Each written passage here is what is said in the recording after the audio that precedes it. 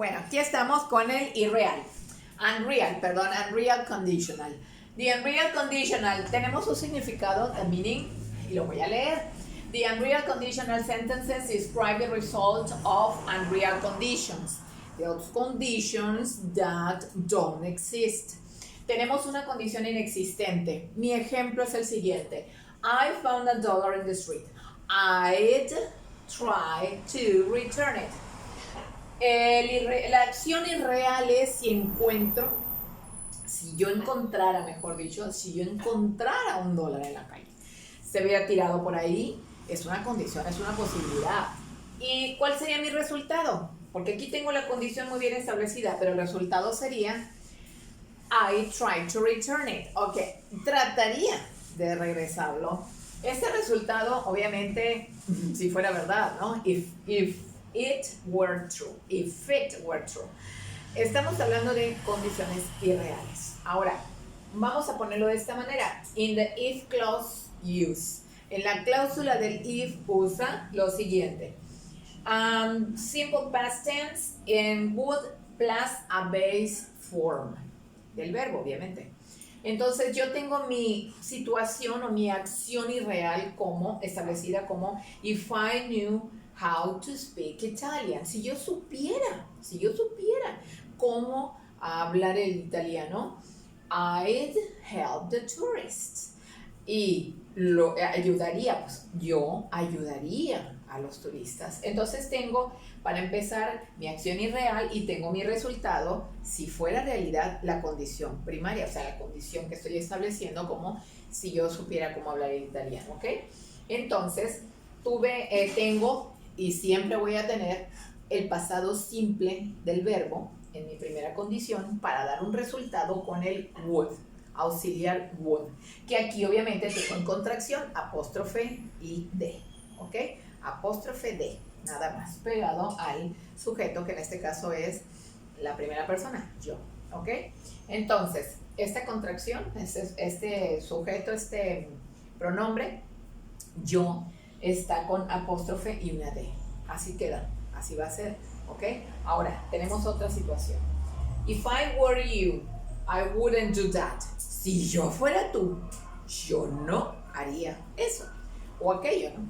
Entonces aquí la situación es un poquito diferente. If I were you, si yo fuera tú. Esto me obliga a mí a pensar en pasado. Estar pensando en que la estructura empieza con el pasado simple y que mi resultado tiene la voz del auxiliar would, en este caso con contracción negativa wouldn't y la forma base del verbo. Como lo hice acá está en forma diferente, ¿ok? Aquí abajo, porque tengo el would completo, la palabra completa con contracción negativa. Entonces el would puede ser escrito en contracción, puede ser escrito en palabra completa, pero también en la negación tengo que colocarlo con una contracción negativa. Wouldn't do. Ahora, fíjense muy bien, ustedes me van a decir, oye, me dices que el simple past tense en todos los verbos, ¿y qué está pasando entonces? Porque aquí te equivocaste, debió de haber sido if I was you. Pero tiene razón en la lógica, ¿no? Pero no es was. No es was. El problema aquí o la situación favorable es que siempre vamos a utilizar el where cuando estemos hablando del unreal conditional. ¿Qué va a pasar con nosotros? Que vamos a entender que vamos a utilizar la forma del where para todos esos pronombres, todos esos sujetos que van a aparecer en el camino, en todas esas expresiones que vamos a utilizar. If I were you. If she were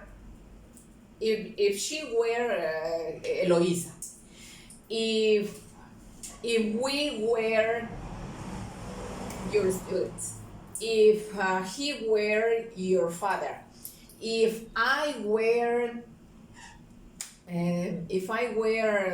X persona, o sea, si yo fuera tal persona. El punto es que con ella, con él, o sea, she, he, it, we, you, they, con todos, el I, con todos, va a quedar establecido aquí que el verbo be siempre va a estar escrito, va a estar pronunciado en su forma where, ¿ok? For the verb be, always use where. siempre usa el where, ¿ok? Where. En la siguiente, que es nuestro resultado, vamos a colocar el would y la forma base del verbo, y no nos va a fallar la estructura gramatical, no nos va a fallar esta fórmula que es para hacer el unreal conditional, ¿ok? Entonces, este condicional irreal también tiene otro asunto muy igualito. Lo que está pasando aquí es muy parecido a lo que hicimos en el real conditional, ¿ok? Una condición real que vimos antes en unidades anteriores.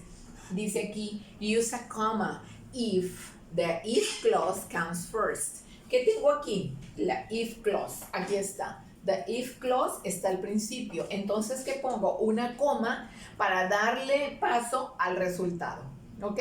Lo mismo que vimos antes. No importa cómo esté el orden, pero entendamos que si la cláusula if viene primero, tenemos que colocar una coma antes de hablar del resultado irreal, ¿ok?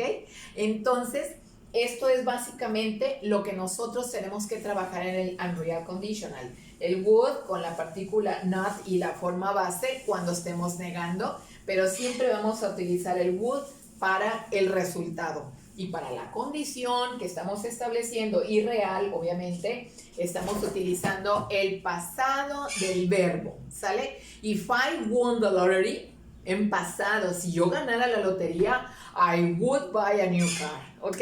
¿Sí se entiende? Entonces, vamos a la práctica, por favor.